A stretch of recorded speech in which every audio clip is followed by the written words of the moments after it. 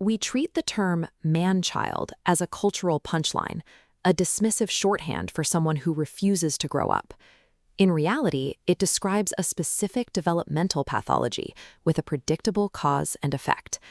Common explanations for this behavior usually fall back on cultural shifts or broadly defined absent fathers. These focus on what is missing from the environment, but they fail to explain the internal mechanics of the man himself.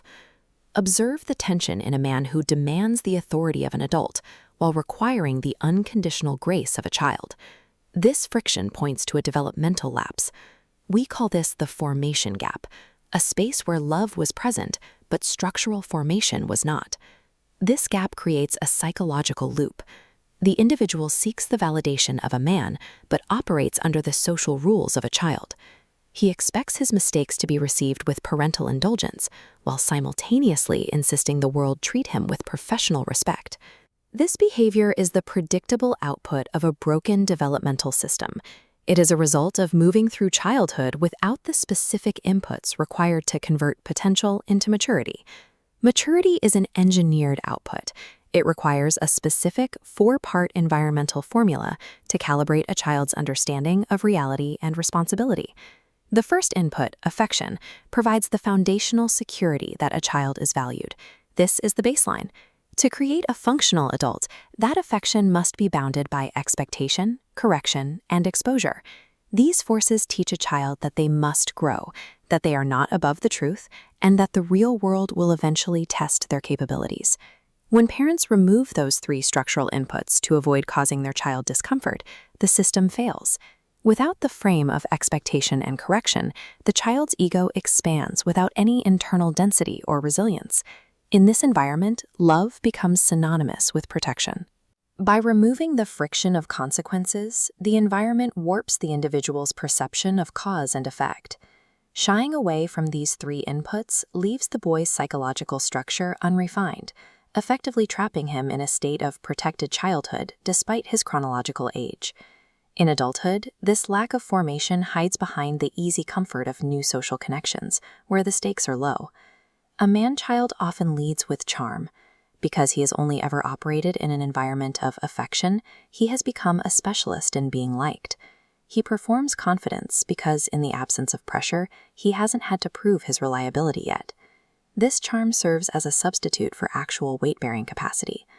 As soon as a relationship moves past the affection-only phase and requires responsibility or follow-through, he lacks the structural tools to respond. He deflects or disappears because he has no experience handling the friction of real-world demands. Since he bypassed a crucial input of early correction, he views normal adult accountability as a direct personal attack.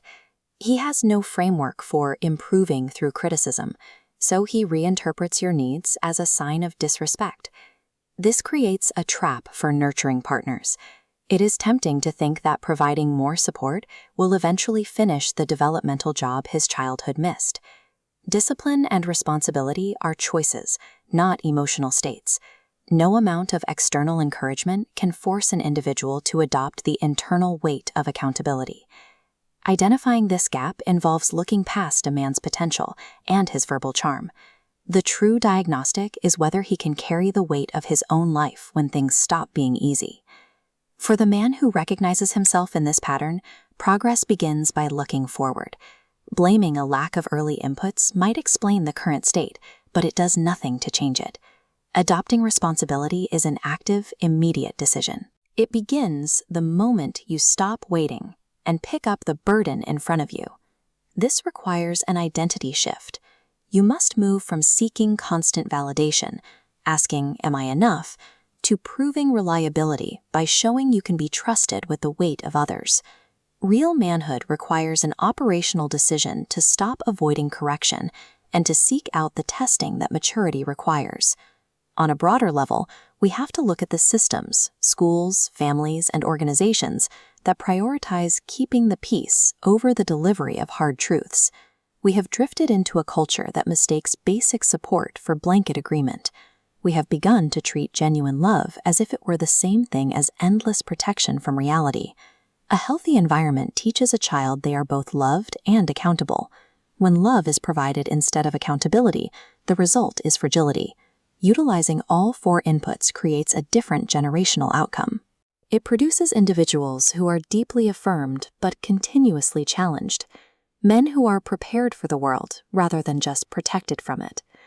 Raising a boy requires more than affirmation.